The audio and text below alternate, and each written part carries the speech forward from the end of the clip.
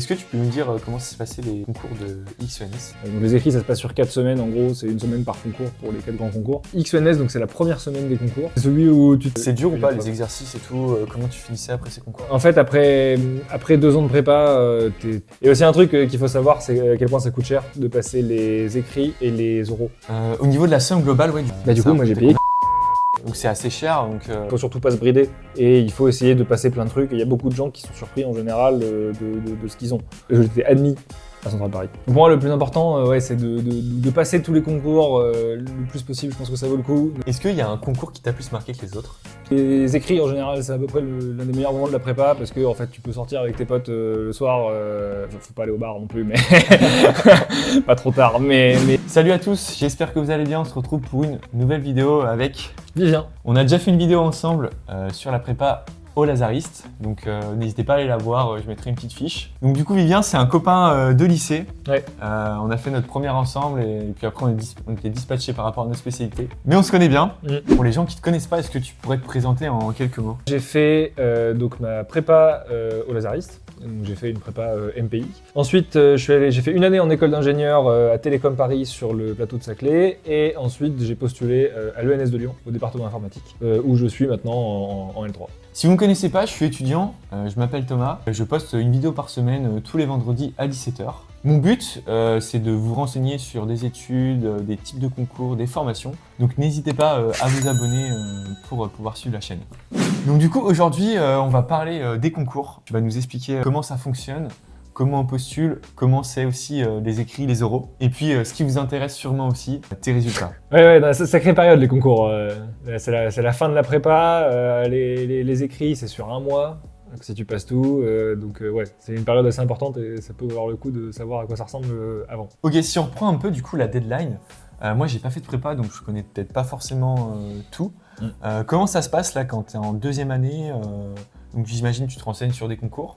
Et après, c'est quoi au niveau des dates? Donc l'idée, en général, c'est avant décembre, c'est à peu près vers décembre qu'il faut s'être inscrit à tous les concours et à toutes les écoles que tu veux présenter ensuite. Donc c'est assez tôt en fait, hein. C'est que 4 mois après le début de la deuxième année, il faut quand même avoir une idée de ce qu'on veut faire assez tôt. Toi qui as fait une grande prépa quand même, qui est assez très bien coté, je pense, dans les classements, un top 5 France, au Lazariste de Lyon. Ouais. Il y a combien de types de concours où tu peux postuler? Donc il y a en gros 4 concours principaux. Ça serait XENS, Minpon, le concours central et CCINP. En gros, ça va être les 4 concours principaux auxquels tu t'inscris et ils ont tous leur spécificité.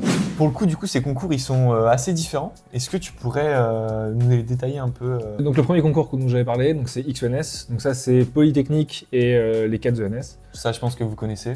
Voilà, donc celui-là, en général, c'est le concours le plus dur pour avoir donc Polytechnique qui est à peu près la meilleure école d'ingé et les ENS pour devenir enseignant-chercheur, ce genre de choses. En termes de classement, de notes à avoir, est-ce que tu as là, il faut être chaud en fait. Hein, dans les premiers, ouais. Mais ça, c'est les concours qui sont gratuits à passer parce que c'est des écoles publiques. Donc moi, je trouve que ça vaut à peu près toujours le coup de les passer pour avoir une idée de ce que ça fait. Après, tout le monde ne les passe pas, il y en a qui préfèrent avoir une semaine de plus pour réviser. Mais moi, je trouve que ça vaut le coup de les passer, même si on prétend à aucune école. Enfin, moi, j'ai passé XENS alors que je voulais aller ni à l'X ni aux ENS à l'origine. Ouais, c'était pour t'entraîner et puis pour voir comment aussi ça se passait. Ouais, c'est ça. Bon, bah c'est cool, tu vas pouvoir nous raconter tout ça. En général, au Lazariste, à peu près tout le monde candidate à XENS. À peu près tout le monde le passe. C'est pas forcément le cas peut-être dans un peu les moins grandes prépas. Mais nous, on se posait pas trop la question et on y candidatait tous. Et il y en a combien qui ont été pris? Sur les 3 classes, il y en a 9 ou 10 sur chaque classe qui sont allés à l'X et quelques-uns à l'ENS. Donc ouais, en gros, ça va être une quarantaine qui sont sur XENS, une trentaine, quarantaine qui sont sur XENS sur les 100 quelque chose qu'on était à la prépa. Est-ce que tu peux nous dire comment s'est passé le concours de XENS? Donc les écrits, ça se passe sur 4 semaines. En gros, c'est une semaine par concours pour les 4 grands concours. XENS, donc c'est la première semaine des concours. C'est le premier que tu passes. C'est celui où tu te mets un peu en jambe sur qu'est-ce que ça fait de passer en gros 4 heures d'épreuve tous les matins et toutes les après-midi, quoi. Ouais. Et globalement, c'est quoi comme épreuve? Maths, physique? Ouais, c'est ça. Ça dépend de la filière dans laquelle t'es, mais en gros, moi, je devais avoir 2 épreuves de maths, une épreuve de physique, une d'anglais, une de français et 2 ou 3 d'infos. Okay. Donc c'est à peu près tous les trucs qui durent 4 heures. Et donc sur une semaine, en gros, t'as à peu près tous les matins une épreuve et tous les après-midi. C'est dur ou pas les exercices et tout? Comment tu finissais après ces concours? En fait, après 2 ans de prépa, t'es préparé à ce rythme de faire des DS de 4 heures tout le temps. Après, est-ce que tu es préparé pour les questions?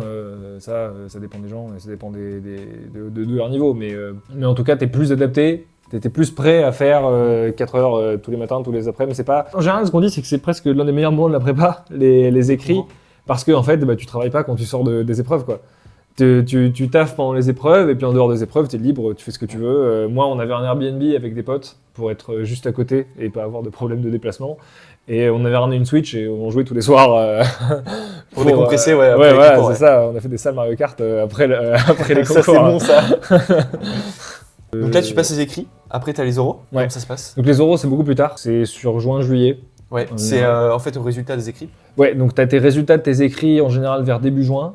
Et juste après, tu as les convoques qui tombent.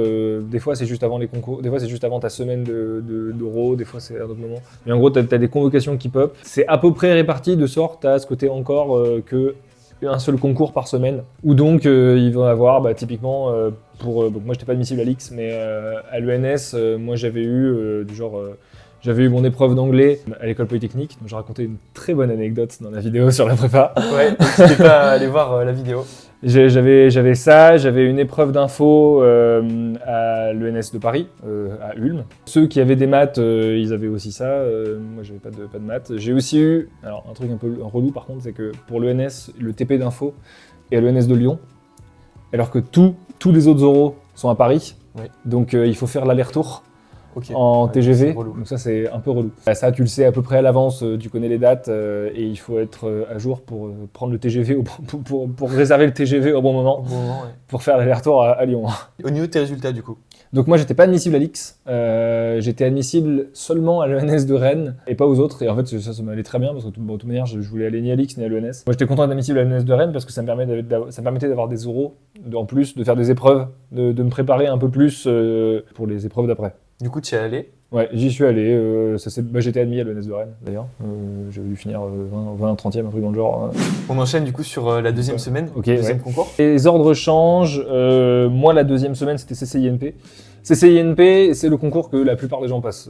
C'est le concours principal en sortant de prépa. Pour quelle école? Pour des dizaines ou des centaines d'écoles, même, je sais plus, mais il y a beaucoup d'écoles. C'est quand les écrits du coup? En général, ça commence mi-avril et ça finit mi-mai. Okay. Donc c'est 4 semaines consécutives avec peut-être l'ascension au milieu des fois. Moi j'avais l'ascension la semaine de CCINP, donc ça nous avait viré 2 jours à la fin. Et du coup on a vu plein d'épreuves au début. C'est classique pour une semaine d'écrit où tu as des épreuves tout le temps. Et en CCINP il n'y a pas grand chose à savoir. Tu candidates à la banque de concours et après t'es admissible ou pas pour toutes les écoles. Comment ça s'est passé? Comment tu l'as vécu? C'était bien passé, j'étais largement admissible, mais je suis pas allé aux oraux en fait au final. Je suis pas allé aux oraux parce T'étais admissible, ouais. Ouais, je suis pas allé aux oraux parce que j'avais mes classements avant. Je savais que en fait, les classements de Centrale étaient sortis avant, donc je savais que j'avais au moins Centrale Paris. N'hésitez pas à vous abonner si vous êtes toujours sur la vidéo et à mettre un like, ça me fera très plaisir. Du coup, troisième concours. Centrale, c'est un concours important. Que pour Centrale du coup? Donc celui-là il est spécial parce que tu candidates école par école pour différentes écoles centrales, donc Centrale, Paris, Marseille, Lyon.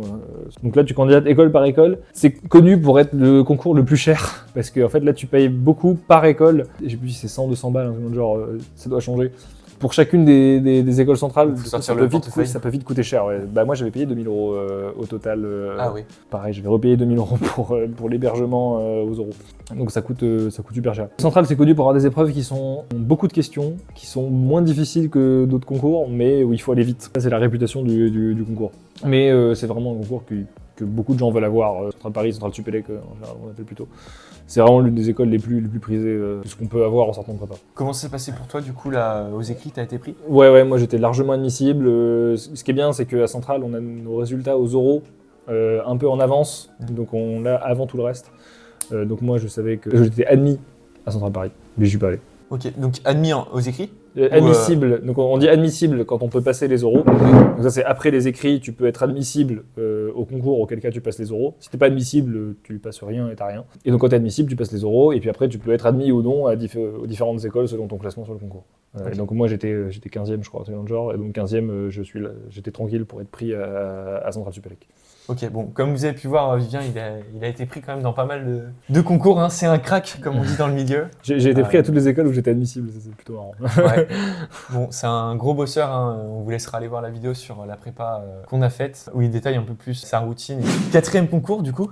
Donc le concours Minpon, donc moi c'est celui que j'ai intégré au final. Là c'est des très grandes écoles aussi, c'est surtout toutes les écoles des mines par exemple. Il y a aussi Télécom Paris où j'étais allé. Il faut savoir que le concours Minpon, il y a un sous-concours qui s'appelle le concours Mines Télécom, où en fait tu peux t'inscrire à ce que tu veux parmi les deux concours, Minpon et Mines Télécom.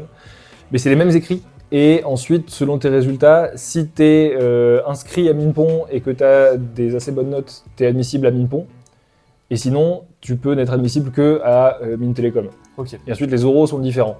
Et tous les gens qui sont admissibles à Minpon sont classés devant ceux qui sont admissibles à Mines Télécom. Donc c'est deux concours différents auxquels il faut s'inscrire indépendamment. Ok, ça c'est bien de le savoir du coup et de le souligner. Donc moi je m'étais inscrit aux deux.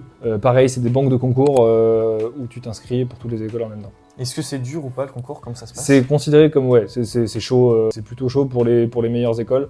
Après, tu as toujours des écoles plus ou moins difficiles à avoir. Mines Télécom, c'est plus facile en général. Mais tu as des écoles pour tous les niveaux. Enfin, je pense qu'à peu près tout le monde peut passer Mines Télécom et avoir des chances.